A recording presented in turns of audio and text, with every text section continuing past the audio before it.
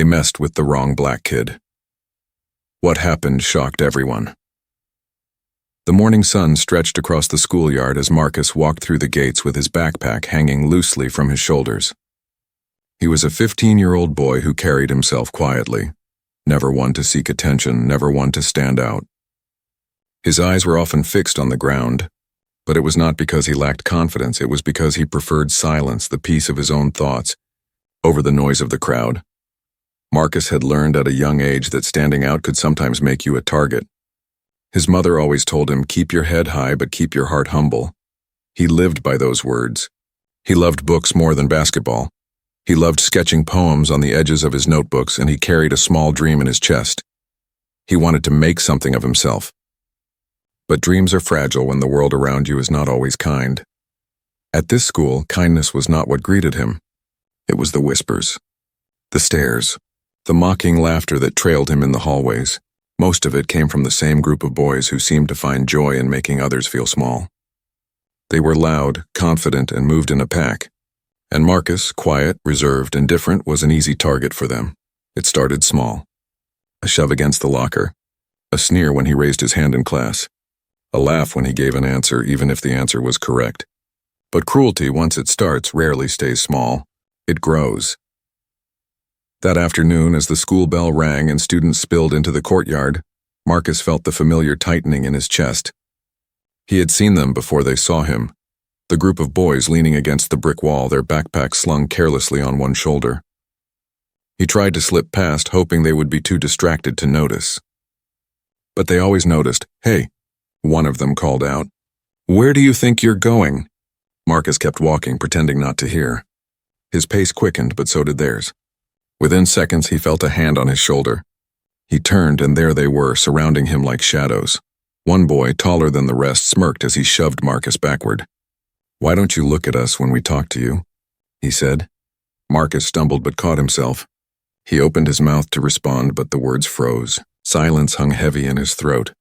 Cat got your tongue? Another jeered. Or maybe you just don't belong here at all. The others laughed. Their laughter was sharp. Not the kind that comes from joy, but the kind that cuts into the skin. Marcus lowered his eyes. He wanted to walk away, but they closed in tighter. Then came the words, the ones that felt heavier than any shove, sharper than any fist. Go back to where you came from. Yeah, go back to Africa. The words echoed in his ears. He felt the ground beneath him tilt as if the earth itself was pushing him down. They did not just insult him, they tried to erase him. To tell him he did not belong in the place he had called home his whole life. Marcus's knees buckled as another shove knocked him to the ground. He hit the pavement with a thud, his backpack cushioning part of the fall. His palms scraped against the rough surface, and for a moment he lay there, staring up at the circle of faces above him. The crowd around them grew. Students who had been walking by slowed down, their eyes drawn to the scene. Some watched with pity, others with fear, and a few with uncomfortable indifference, but no one stepped forward. Marcus felt his chest tighten. The words they hurled at him spun in his head, mixing with the laughter of the crowd. He wanted to disappear. He wanted to vanish into the ground and never come back. For the first time he felt truly alone, but deep within him a small voice rose, quiet but unshaken. This is not the end of you. Do not let them break you. He remembered his mother's words from the night before. She had kissed his forehead and whispered, Marcus, you are stronger than anything that tries to tear you down. The world might not always see your worth, but never forget it yourself. He pushed himself up slowly, ignoring the sting in his palms. His eyes, usually lowered, rose to meet theirs. For the first time, he did not look away. The leader of the group smirked, expecting to see fear. But what he saw was different. Marcus's eyes were steady. There was pain, yes, but also something else. A quiet fire. A strength that did not need fists or insults to prove itself. Say something, the boy demanded. Marcus's voice came out soft but firm. I do not need to say anything to you. Because no matter what you say, I know who I am. The words surprised even Marcus. They came not from his fear, but from the place inside him that still believed in his worth. The crowd murmured. The bullies shifted, thrown off by the sudden firmness in his tone. For a moment, silence fell. The laughter stopped.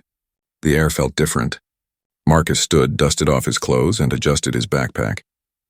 He did not fight back, he did not shout, but he did something far more powerful.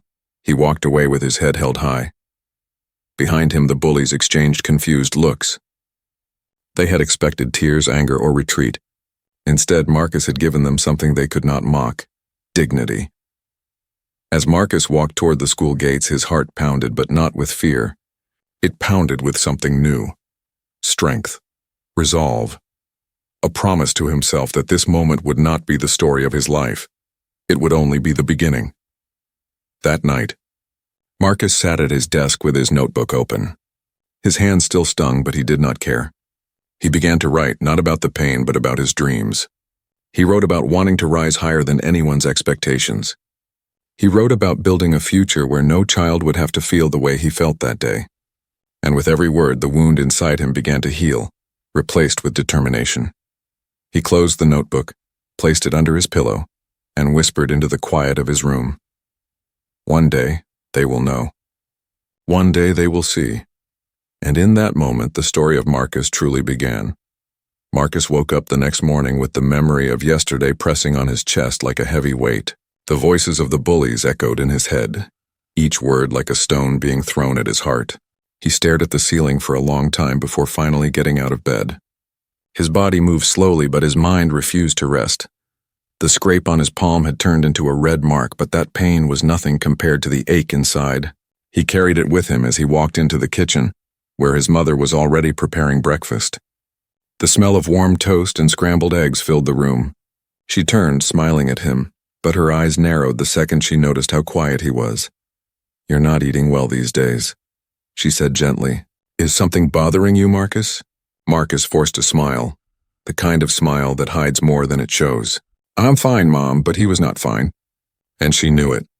A mother always knows. She studied him for a moment, but chose not to push. Instead, she slid the plate across the table and said, "Eat, baby. You need your strength." Marcus picked at his food, each bite tasting bland because his mind was still stuck in the courtyard. The laughter, the words, the eyes that had watched him fall, all of it haunted him. Later, on the way to school, he walked slower than usual. His backpack felt heavier, as if it carried not just books but also the weight of judgment. He could already picture them waiting. The same group of boys. The same mocking smirks. The same words.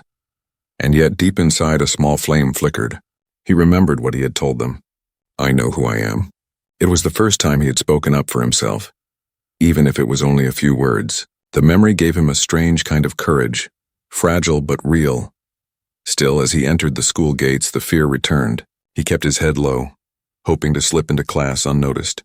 But he could feel eyes following him. He could feel the whispers trailing behind. At lunch, he sat alone at the edge of the cafeteria, pushing his food around without eating. The noise of laughter and chatter filled the room, but he felt isolated, as if a wall stood between him and everyone else. Then a voice broke through. "Hey, Marcus." He looked up to see a boy named Daniel standing there. Daniel was not part of the bullies, but he was not part of Marcus's life either. He was just another classmate, someone who usually stayed in the background. "Can I sit here?" Daniel asked. Marcus blinked, surprised. Yeah, sure." Daniel sat down and opened his lunchbox. For a while, they ate in silence. Then Daniel cleared his throat. "I saw what happened yesterday." In the courtyard, Marcus froze. His stomach tightened. He wanted to disappear again. But Daniel continued.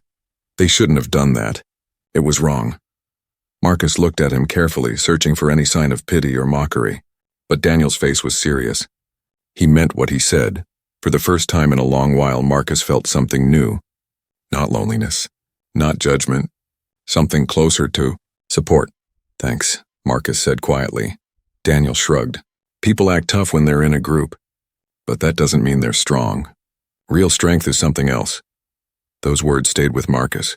He did not realize how much he needed to hear them until that moment. Maybe he was not as alone as he thought. After lunch, Marcus returned to class with a little more confidence. He did not suddenly feel fearless, but he felt a shift inside, like a small crack of light breaking through darkness. That afternoon, his English teacher, Mr. Lewis, called him aside after class. "Marcus," he said, "I've been reading your essays. You have a gift with words. Marcus blinked. Really? Mr. Lewis nodded. You write with honesty. With heart. That is rare. For the first time in days, Marcus felt warmth spread through him. Someone had seen beyond the silence, beyond the bullies, beyond the pain. Someone had seen his voice, even when he barely believed he had one. Mr. Lewis leaned closer. Don't let anyone make you believe you don't belong. The words you write, the thoughts you have, they matter. You matter. Marcus swallowed hard. He wanted to believe it. He really did. That night, when he returned home, he pulled out his notebook again. He sat at his desk and began to write, not about the bullies, but about himself. He wrote about who he wanted to be. He wrote about building a future where his name would be remembered not as the boy who was mocked, but as the boy who rose above it all. He wrote until his hand ached, pouring his pain and dreams into every line. And when he finally closed the notebook, he felt lighter. The next morning, as he walked into school, he noticed something different. The bullies were there as usual, but their words did not sting as much. Their laughter did not cut as deep. Because now Marcus carried something they could not touch. Belief. Belief in himself. Belief that his worth was not defined by their cruelty. But life rarely changes overnight. The bullies still targeted him. They still tried to push him down. Yet every time Marcus stood up a little taller. Every time he spoke with a little more strength. And slowly others began to notice. Students who once stayed silent began to look at him differently. Some even nodded at him in the hallways, small gestures of respect. They saw the courage he carried even when the world tried to strip it away. It was not easy. There were still nights when Marcus lay awake, replaying the insults in his head. There were still mornings when he dreaded walking through those gates. But he was changing, piece by piece, step by step. And in that slow change, something powerful was happening. Marcus was beginning to discover who he truly was, not just a boy being bullied, but a boy who refused to be broken. He did not know it yet, but this was only the beginning of a journey that would shock everyone, including himself. The days that followed felt strangely different for Marcus. Nothing outside had really changed. The same boys still waited for him in the hallways, their laughter sharp and cruel, their words biting. Yet inside something was shifting. He was beginning to notice the cracks in their power. Every insult they threw at him no longer sank as deep, because he had started to build something stronger inside himself. It began with the notebook. Every night, Marcus would sit at his desk, open the worn pages, and write. Sometimes it was a poem. Sometimes it was a letter he would never send. Sometimes it was just fragments of thoughts that spilled from his mind like broken glass. But whatever he wrote, it made him feel lighter. The notebook became his secret weapon, his shield against the voices that tried to break him down. One afternoon, as he sat in English class, Mr. Lewis handed back an essay assignment. When Marcus saw the paper, his eyes widened. Written in bold red ink at the top was a single word: brilliant. Marcus stared at it for a long time. Brilliant. It was not a word he had ever thought of for himself. It was not a word anyone had ever called him. But here it was, written by someone who believed in him. After class, Mr. Lewis called him over. Marcus, he said, holding the paper in his hands, do you know why I gave you that grade? Marcus shrugged nervously. Because it was good. Mr. Lewis smiled. Because it was honest. Because it was powerful. You wrote from a place most people are afraid to go. Marcus looked down, embarrassed, but also strangely proud. I just wrote what I was feeling. And that, Mr. Lewis said firmly, is what makes it great. Words are more than letters on a page, Marcus. They are a weapon. They are a shield. They can break people or they can heal them. And you, my boy, you have that gift. For the first time, Marcus allowed himself to believe it. Maybe his voice did matter. Maybe his words could do more than just sit in a notebook under his pillow. That evening, as he walked home, he thought about what Mr. Lewis had said. The sky above was painted with shades of orange and gold, and for once Marcus did not walk with his head down. He looked ahead, each step a little lighter than the last, but the bullies were still there, and they were not going to let go so easily. The next morning, as Marcus walked into the courtyard, the group of boys spotted him immediately. Well, look who it is, one of them sneered. Our favorite little loser. Marcus felt the familiar sting, but he remembered Mr. Lewis's words. Words can be a weapon. Words can be a shield. He turned to them, his eyes steady. "You can keep calling me names," he said quietly, "but it will not change who I am. It will not change what I can do." The boys laughed, but their laughter sounded less certain this time. It was as if they were laughing to hide their own confusion. Marcus had not shouted. He had not fought. But he had stood tall, and that unsettled them. Later that day, Mr. Lewis introduced a new project in class. Each student had to prepare a short speech on a topic that mattered to them. When Marcus heard this, his stomach tightened. The thought of standing in front of the class terrified him. He could already picture the smirks on the bullies' faces, the whispers, the laughter, but then he thought of his notebook. He thought of the words he had written in the dark, the words that had helped him survive. Maybe, just maybe, he could share some of those words. That night, Marcus sat at his desk and began writing his speech. He did not write about sports or hobbies like others might. He wrote about courage. He wrote about what it meant to be strong when the world tried to tell you that you were weak. He wrote about standing tall when others tried to push you down. And as the words flowed, Marcus realized he was not just writing for the class, he was writing for himself. When the day of the presentations arrived, Marcus's hands trembled as he held his paper. His turn came sooner than he wanted, and as he stood in front of the class, he could feel his heart pounding against his chest. The bullies were leaning back in their chairs, smirking, waiting for him to stumble. He took a deep breath. "My speech," he began, "is about courage." At first his voice was shaky, but as he continued, the words began to steady. He spoke about the kind of courage that does not come from fists or power, but from refusing to let others decide your worth. He spoke about dignity, about holding your head high even when you are on the ground. The room grew quiet. Even the bullies stopped smirking. Marcus's words filled the space like a flame spreading in the dark. For the first time, he felt what it was like to be heard. Not mocked, not dismissed, but truly heard. When he finished, the room was silent. Then slowly his classmates began to clap. It was not loud at first, but it grew, until the sound echoed across the classroom. Marcus felt his chest tighten, not with fear, but with pride. Mr. Lewis's eyes shone with approval. "Well done, Marcus," he said softly. The bullies looked at each other, unsure of what to do. Their laughter had no place in that moment. For once, they had no power. After class, Daniel, the boy who had sat with Marcus in the cafeteria, came up to him. "That was amazing," he said. You're braver than you think." Marcus smiled shyly. "Thanks." As he walked home that day, Marcus realized something important. The bullies could still push him. They could still try to bring him down, but they could not take away his voice.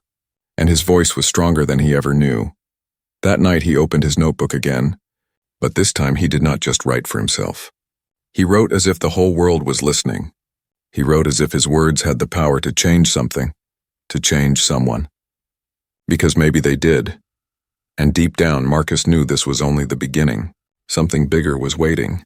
Something that would prove, once and for all, that they had messed with the wrong kid. The days after Marcus's speech felt like a shift in the air, as if the invisible weight pressing down on him had started to lift. He walked through the halls of the school with the same backpack, the same quiet steps, but there was something different in the way people looked at him. The same students who had once stared without speaking now nodded at him in quiet acknowledgement. Some even smiled. For Marcus it felt strange. He was not used to being seen in this way, not as a target, not as a shadow, but as someone worth noticing. He tried not to read too much into it, but inside his heart carried a new kind of strength. The bullies, however, were not so quick to give up. They had built their reputation on making others feel small, and Marcus had shaken that foundation. Their pride was wounded, and wounded pride often lashes out harder. One afternoon, as Marcus walked across the courtyard with his notebook tucked under his arm, the group intercepted him again. The leader, the tall boy with the ever-present smirk, stepped forward. "Nice little speech you gave the other day," he said mockingly. "Think you're some kind of hero now?" Marcus paused. His chest tightened, but he remembered the silence of the classroom, the way his classmates had clapped. He remembered Daniel's words, "You're braver than you think." He met the boy's gaze. "I don't think I'm a hero. I just think I don't have to be afraid of you anymore." For a moment, the leader's smirk faltered. His friends exchanged uncertain looks, waiting for his reaction. But instead of backing down, Marcus adjusted his backpack and walked past them. He did not run. He did not lower his head. He walked straight and steady as if their words were nothing more than air. Behind him, the boys muttered, but their voices no longer carried the same weight. Something had changed, and they knew it, even if they would never admit it. That evening, Marcus sat in his room, replaying the moment in his head. For so long, he had thought strength meant fighting back, meeting insult with insult, shove with shove. But today, he realized something else. True strength was not about fists or loud voices. It was about standing tall, even when others wanted to see you fall. Still, the journey was not easy. The scars of humiliation did not vanish overnight. There were moments when Marcus felt the sting of loneliness, when the memory of being pushed to the ground returned in vivid flashes. But each time he opened his notebook and reminded himself of who he was becoming. Weeks passed and Marcus's reputation began to shift. He was no longer just the quiet kid. He was the boy who had spoken about courage, the boy who refused to be broken. Teachers noticed his effort. Classmates sought him out, asking for help with assignments or simply sitting with him at lunch. Slowly, his circle grew. One day, Daniel leaned across the table in the cafeteria and said, "You know, you should join the debate club." Marcus almost laughed. "Me, debate? I can barely speak without shaking." Daniel grinned. "That's not true. You spoke in front of the whole class, remember? You were better than half the people who actually like public speaking." Marcus shook his head, but the idea lingered. Could he really do it? Could he stand on a stage and argue with confidence in front of strangers?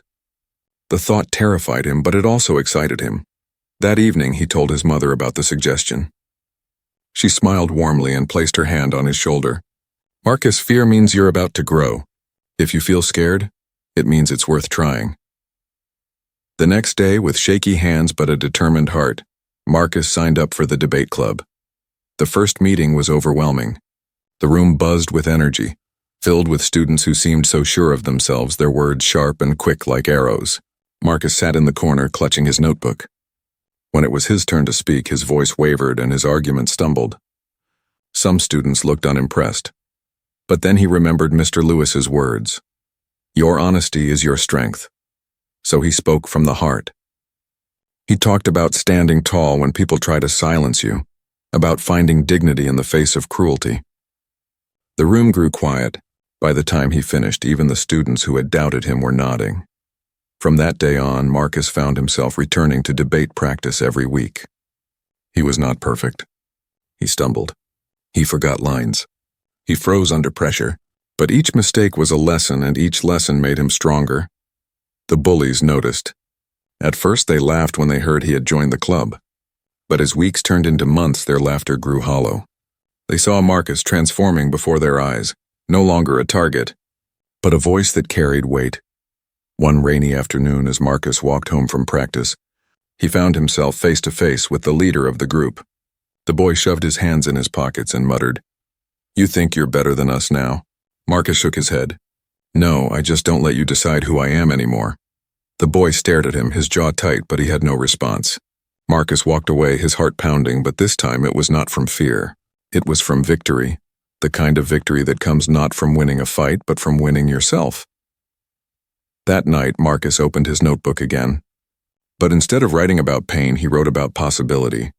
He wrote about the boy he had been, the boy who had once lain on the ground with laughter surrounding him. And then he wrote about the boy he was becoming, the boy who stood up, who spoke out, who refused to be broken. As he closed the notebook, he realized something important. The bullies had tried to write his story for him, filling it with insults and humiliation. But now he was writing his own story, and it was only just beginning. The school auditorium buzzed with excitement. It was the annual regional academic competition, an event that drew students from all over the city. For weeks, the debate club had been preparing, sharpening their arguments and refining their voices. Marcus, who had once been terrified to even speak in front of his classmates, now found himself standing backstage, heart pounding, waiting for his turn. He could hear the hum of voices in the audience. Parents, teachers, and students filled the seats. On stage, one team after another presented their arguments, their voices confident and commanding. Marcus clutched his note cards tightly, his palms damp with sweat. "You'll do great," Daniel whispered, giving him a reassuring nod. Remember, you've already been through worse. A crowd is nothing compared to what you've faced. Marcus nodded, trying to steady his breathing. He thought back to that day in the courtyard, the laughter, the cruel words, the pain of lying on the ground. If he could survive that, he could survive this. When his team's name was called, Marcus walked out onto the stage with shaky steps. The bright lights blinded him at first, and for a moment his throat tightened. He could feel hundreds of eyes on him, waiting, expecting. His chest rose and fell quickly, and doubt threatened to take over. What if I forget my lines? What if they laugh at me again? What if I fail? Then he remembered Mr. Lewis's words. Your honesty is your strength. And his mother's? Fear means you're about to grow. He straightened his shoulders, took a deep breath, and began. At first his voice wavered. But then as the words flowed, something changed. He spoke about dignity, about resilience, about how true strength is not measured by the ability to knock someone down, but by the courage to stand tall when the world tries to silence you. His words were not rehearsed perfection. They were raw, real, and filled with emotion, and that made them powerful. The audience grew quiet, their eyes fixed on him. Judges leaned forward, listening intently. Even the students who had come only to cheer for their own schools could not look away. Marcus's voice carried not just arguments but truth. When he finished, there was a pause, and then the auditorium erupted into applause. The sound filled the room, echoing against the walls. Marcus stood frozen for a moment, almost unable to believe what was happening. As he stepped off stage, Daniel clapped him on the back. I told you. You're a natural. Marcus smiled nervously, but deep inside he felt something he had never felt before. Pride. Not the kind of pride that comes from showing off, but the kind that comes from knowing you had faced your fear and refused to let it win. When the judges announced the results later that afternoon, Marcus's team was awarded first place. The trophy gleamed under the stage lights as they lifted it together, but Marcus knew it was more than just a piece of metal. It was proof that he was not the boy who lay broken on the courtyard pavement anymore. He was someone who could rise, who could inspire, who could win. News of Marcus's victory spread quickly through the school. By the next morning, whispers filled the hallways, not of mockery this time, but of admiration. Students who had never spoken to him before came up to congratulate him. Teachers patted his shoulder with pride. Even the bullies could not ignore it. They stood at the far end of the hallway, watching as Marcus walked by with his head held high, the trophy still fresh in everyone's minds. Their smirks were gone, replaced with something else, uncertainty, maybe even shame. One of them muttered under his breath, "Guess he's not so weak after all." Marcus heard it, but he did not turn around. He did not need their approval anymore. He had already won. Later that week, Mr. Lewis stopped Marcus after class. "Do you realize what you did out there?" he asked. Marcus shrugged. "I just spoke my truth." "That's exactly it," Mr. Lewis said with a proud smile. "You showed everyone that your voice matters. And when you use it with honesty, people listen. Remember that." At home, Marcus's mother beamed when she saw the trophy on the kitchen table. She pulled him into a hug, her eyes glistening with tears. "I always knew you had this in you," she whispered. Marcus hugged her tightly, his chest swelling with emotion. "Thanks, Mom. I couldn't have done it without you." That night, he opened his notebook again. But instead of writing about pain, he wrote about possibility. He wrote about the boy he had been, the boy mocked, shoved, and humiliated, and the boy he was becoming, the boy who stood on stage, unafraid, and made people listen. As he wrote, he realized something important. His story was no longer just his own. It was a story for every kid who had ever felt small, every kid who had ever been told they did not belong. He wanted his words to reach them, to tell them what he had learned, that your worth is not defined by others, and that courage can change everything. In the weeks that followed, Marcus's life at school began to change in ways he never expected. He was still the same quiet boy who loved books and writing, but now people looked at him differently. He was respected, he was admired, and most importantly, he respected himself. One afternoon, as he walked past the courtyard where everything had started, he paused. The memory of that day came rushing back, the laughter, the pain, the feeling of being utterly alone. But now standing there, he felt nothing but strength. "They thought they could break me," he whispered to himself, "but all they did was make me stronger." And he knew this was not the end. It was just the beginning of something far greater. The victory at the debate competition changed more than Marcus could have imagined. The trophy sat proudly in the school display case, polished and gleaming with his name etched on the plaque alongside his teammates. Every time students passed it, they remembered the boy who had once been mocked and silenced, now standing tall before judges and strangers, speaking words that touched hearts. Marcus noticed the difference immediately. The same students who used to look away when he walked by now greeted him with nods or smiles. Some even stopped to ask him for advice on assignments or to sit with them at lunch. For the first time, Marcus felt the warmth of belonging. He was no longer the boy on the outside. He was part of something bigger. But change did not come easily for everyone. The group of bullies who had once tormented him now walked the halls with their heads lower. They had built their confidence on tearing others down, and now that confidence was cracking. Students no longer laughed at their jokes the way they used to. Whispers spread in the hallways. They messed with Marcus, and look what happened. One afternoon, Marcus was at his locker when he noticed the leader of the group standing a few steps away. The boy's smirk was gone.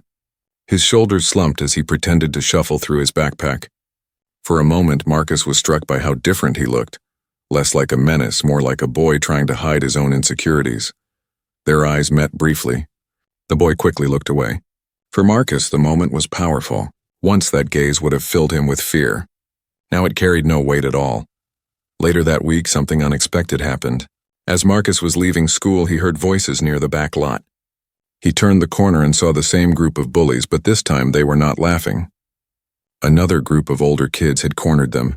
The leader, the same boy who had once pushed Marcus to the ground, was now the one being shoved against the wall. His friends stood frozen, unsure what to do. The older boys mocked them, calling them weak, daring them to fight back. For a moment, Marcus stood there, hidden behind the wall, watching. A part of him thought, "This is what they deserve. This is how it feels." But then another voice inside him rose, the same voice that had carried him through the worst days. Strength is not about revenge.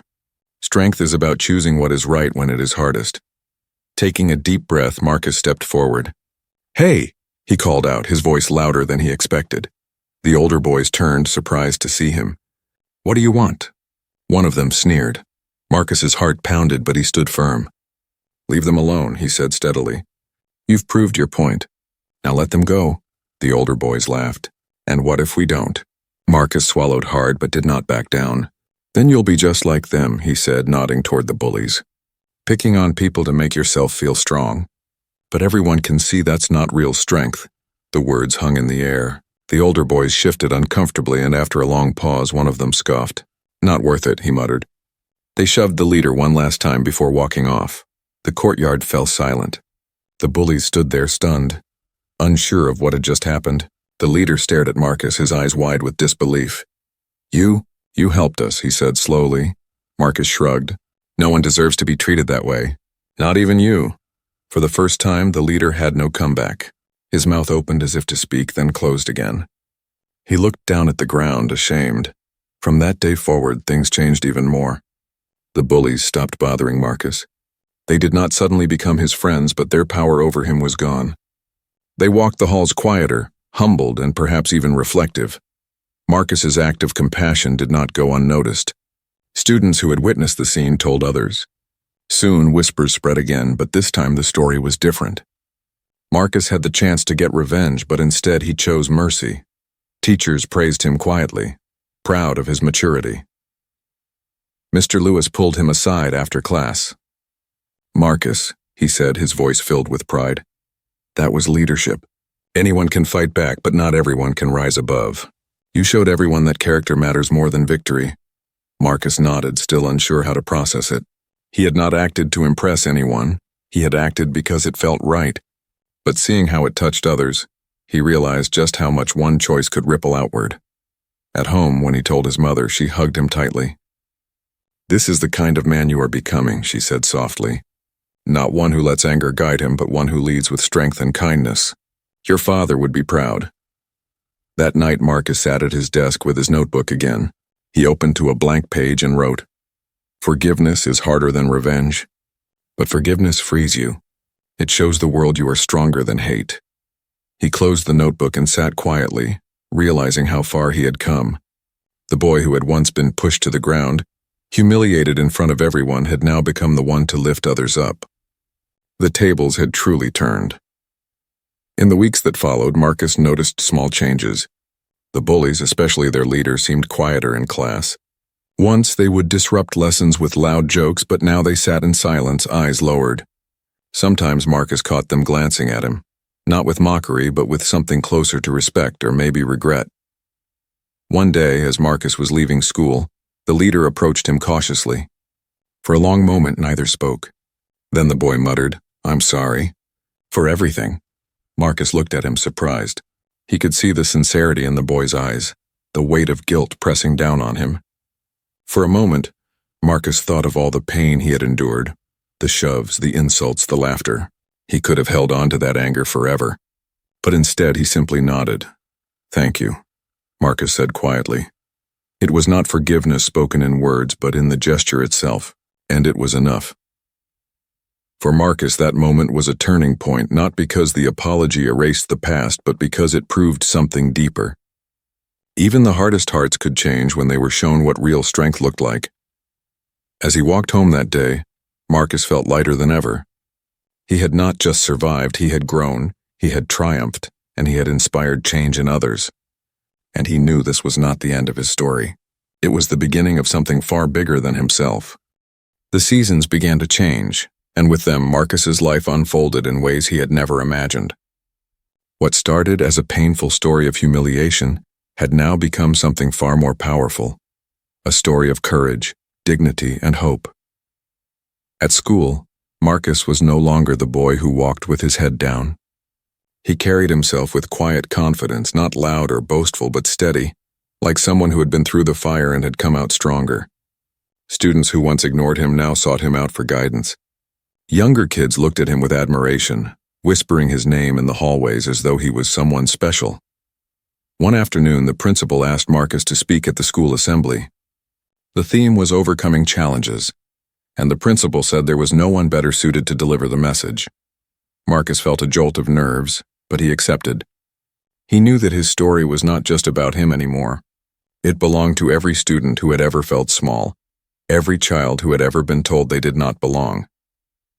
The day of the assembly arrived. The gymnasium was packed. Rows of students sitting on the bleachers, teachers scattered among them. The buzz of voices echoed off the walls until the microphone squealed lightly, and the room fell into silence. Marcus stepped onto the stage. His heart pounded, but he looked out at the sea of faces and felt a calmness wash over him. He took a deep breath and began. "When I first walked into this school, I thought the hardest part of life was homework and tests," he said, his voice clear but gentle. "But I learned that sometimes the hardest part is just being yourself in a world that tries to tear you down." The room was quiet, every eye fixed on him. "There was a time when I felt alone, when I felt small, when people laughed at me, pushed me, told me I didn't belong. I wanted to disappear. I wanted to give up.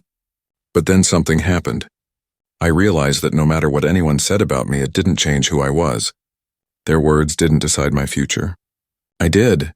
Murmurs of agreement rippled through the crowd. Teachers nodded, some with tears in their eyes. Marcus continued, his confidence growing. "I found strength in my voice, in my words, in my dreams. And I learned that courage isn't about never being afraid. Courage is about standing up, even when fear tries to hold you down. It's about refusing to let hate write your story." He paused, scanning the audience. In the front row, he saw Daniel smiling proudly. In another corner, he caught the eyes of the former leader of the bullies. The boy looked down, but this time not out of arrogance, out of humility. Marcus felt no anger, only peace. "I want you all to know," Marcus said, his voice strong now, "that each one of you has that same strength inside. Don't let anyone make you feel like you don't matter. You do. Your story matters. Your voice matters. And sometimes the very pain you go through will become the thing that makes you unstoppable."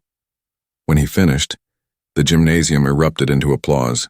Students stood to their feet, clapping, cheering, some even whistling.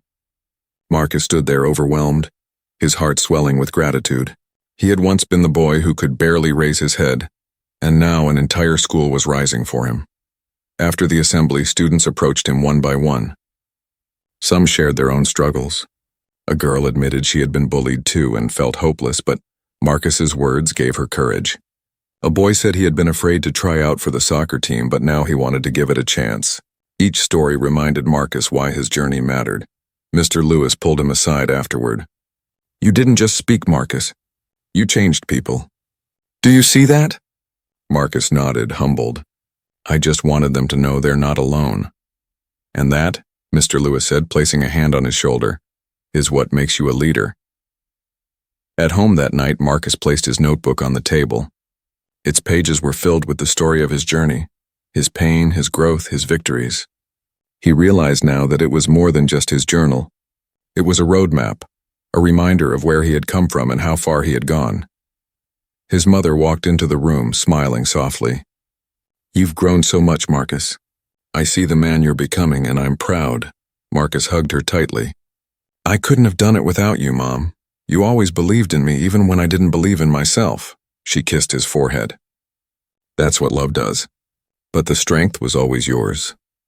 As the school year drew to a close, Marcus's story spread beyond the walls of his school. Teachers shared it at meetings. Parents whispered it at home. Soon, local community leaders invited him to speak at youth gatherings. He was no longer just Marcus, the quiet boy. He was Marcus, the boy who had turned pain into power, the boy who showed others how to stand tall. And though he was still young, Marcus understood something many adults take years to learn, that the greatest victories are not the ones we win over others, but the ones we win over ourselves. Years later, Marcus would look back on that courtyard. On the day he had fallen to the ground, surrounded by laughter, he would remember the sting of humiliation, the weight of loneliness, but he would also remember the fire that sparked inside him that day, the fire that told him he was more than their words, more than their cruelty. He would remember how that fire grew into a light that guided him through every challenge that came after, and he would smile, knowing that they had tried to break him, but instead they had built him because they messed with the wrong kid. And what happened shocked everyone.